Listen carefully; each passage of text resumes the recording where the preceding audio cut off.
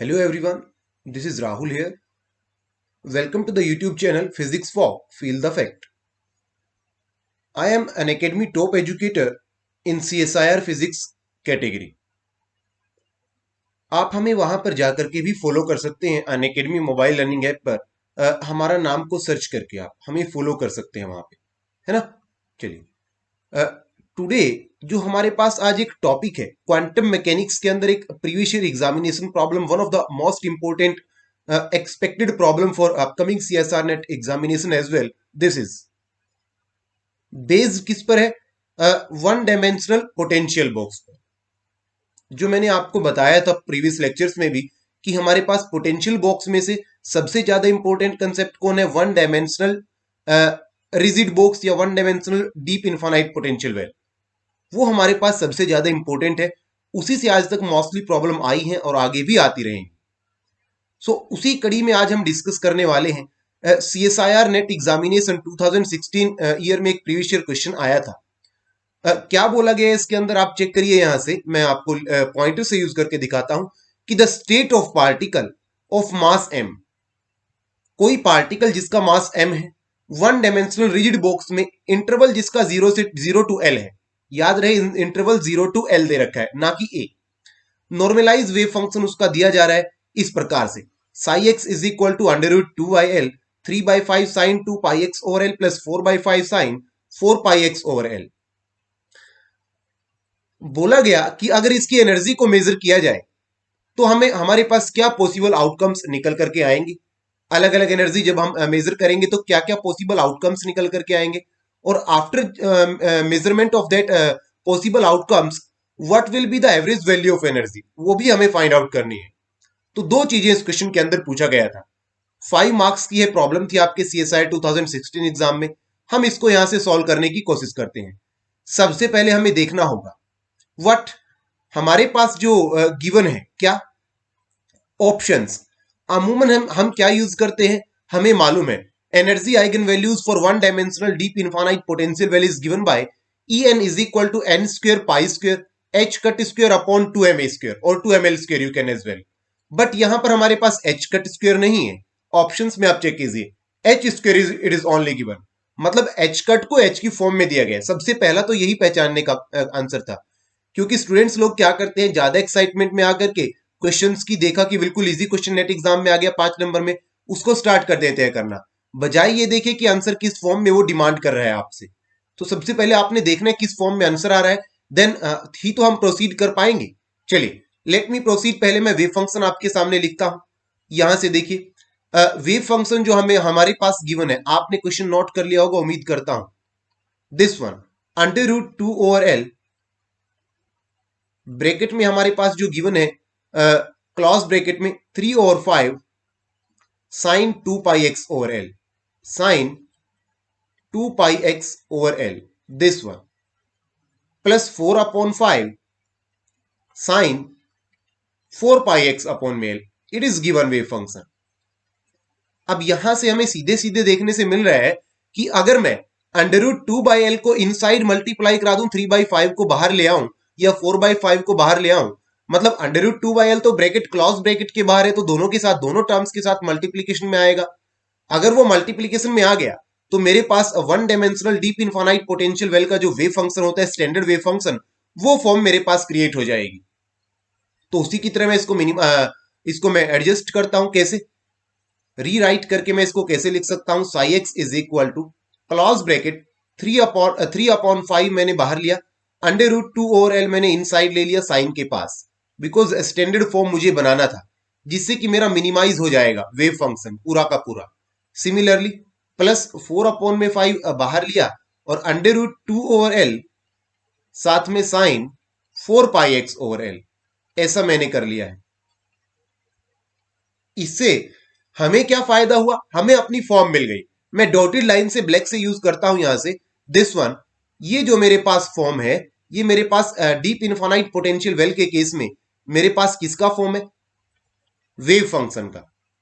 तो मैं इसको कैसे रीराइट कर सकता हूं, this implies that psi x we can write like that is equal to 3/5 as it is, और इसको मैंने क्या लिख दिया है, क्योंकि 2 यहां पर 2 आ रहा है, यहां से 4 आ रहा है, तो मैं साई टू लिखूंगा बजाय की psi one. Psi two where psi two is what? Wave function for the case of deep infinite potential well. Similarly plus 4/5 as it is, और यहां से मेरे पास अगेन से फॉर्म पर है स्टैंडर्ड वेव फंक्शन का फॉर्म बन करके आ रहा है. इसको मैं क्या लिखूंगा यहां से? 4/5 साई 4, दिस वन. अब ये सॉल्व करना इजी हो जाएगा. नाउ अब मेरी बात आती है कि ऑप्शन में कैसे दिया है, हमने कैसे कन्वर्ट करके आंसर निकालना है. एज वी नो दैट, जैसा कि हम जानते हैं एच कट हमारे पास किसके इक्वल हुआ करता है? एच, वो तो एच अपॉन 2 पाई के इक्वल होता है. H cut is given by H upon 2 पाई, तो हमें इसमें कन्वर्ट करना ही होगा, है ना. मैं ब्रैकेट में लिख देता हूं, we have to convert H cut into H cut to, हमें एच कट को कन्वर्ट करना होगा किसमें? To H upon 2 pi, because because क्योंकि in options our question is demanding in the form of h by 2 pi answer. In options it is given in the form of, it is given in this form, in form of h upon 2 pi instead of h cut, in form of h upon 2 pi instead of h cut. that is why हमें इसको क्या करना पड़ा, हमें इसको convert करना पड़ेगा, और वो हमने कन्वर्ट कर भी लिया है. कैसे? यहां से आप लोग देखिएगा, this one. From here, as we know that energy eigenvalues for the case of deep infinite potential well in one dimensional क्या होता है? n square pi square, we know the formula h cut square upon 2ml square. क्योंकि width l दे रखी है तो हमने l use कर लिया एक ही जगह. बट बिकॉज यहां से h कट मेरा कितना, मैंने अभी पीछे बताया h अपॉन 2 पाई, तो मेरे पास एनर्जी आइगन वैल्यू कैसे कन्वर्ट हो जाएंगी? This implies that energy eigenvalue is given by n square pi square, h cut square को मैं h लिखूंगा स्पेशल, अपॉन में 2 pi square ऐड कर लूंगा, तो 2 ml square, और साथ में कितना? 4 pi square, बिकॉज 2 2 जा 4 और pi square हो जाएगा, यही बनेगा मेरे पास. This implies that n square pi square h cut नहीं आएगा, खाली h आएगा, h square अपॉन कितना? 4 2 जा 8 ml square, 8 ml square pi square, pi भी तो आएगा ना साथ में. ये पाई से यहां से पाई कैंसिल आउट हो रहा है, मेरे पास कौन बच गया?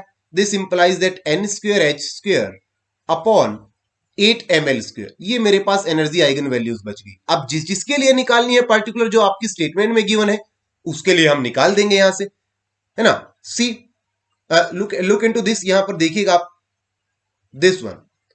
अब putting n is equal to, n का वैल्यू क्या क्या पुट करेंगे जो हमारा वेव फंक्शन गिवन है. n is equal to 2 and 4 हमारे पास गिवन है, वही वैल्यूज हम यहां पर पुट कर देंगे. This implies that E2 energy मेरे पास कितना, n का वैल्यू जब मैंने 2 पुट किया तो 2 2 जा 4 h स्क्वेयर अपॉन कितना? 8 ml स्क्वेयर. अगर मैं इसको कैंसिल आउट करके लिखना चाहूं, दिस वन सॉरी, अगर मैं इसको कैंसिल आउट करके लिखना चाहूं यहां से, तो मैं कैसे लिख सकता हूं? How can I write like that? From is equal to H square upon 2 ml square. ये मेरे पास E2 का आंसर बन गया है जो हमें निकालने थे.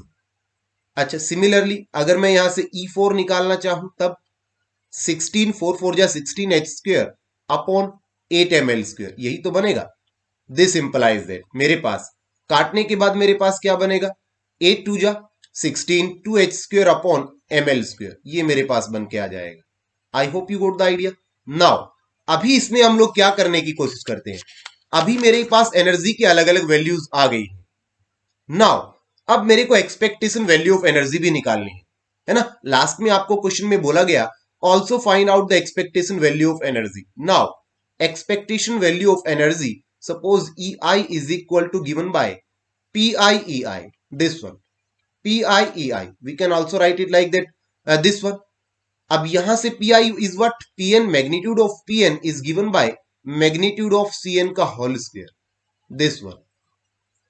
This implies that EI is equal to P2 E2. अब आप बोलेंगे P1 E1 क्यों नहीं लिखा अगेन से, जब मेरे पास साइन की फॉर्म में जो स्टेट्स है वो 2 and 4 गिवन है, तो मैं E2 P2 की E2 E1 P1 की जगह E2 और E4 लिखूंगा। सिमिलरली P1 की जगह मैं P2 लिखूंगा, P2 E2 प्लस में P4 E4, ये मैं लिखना चाहूंगा यहां से। ओके, मेरे पास कितना बनेगा यहां से, दिस वन। P2 कितना आ रहा है मेरे पास, मैंने अभी अभी पीछे निकाला भी था, या यहां से आप देख लीजिए सीधे सीधे। P2 is what from here, अब बैक स्लाइड करके आपको दिखाता हूं। जो मेरे पास साई 2 का कॉफिशियंट होगा वही तो P2 होगा।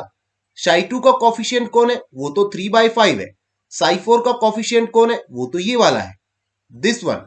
तो 3² अपॉन 5² प्लस 4² अपॉन 5², ये मेरे पास बन जाएंगे दोनों।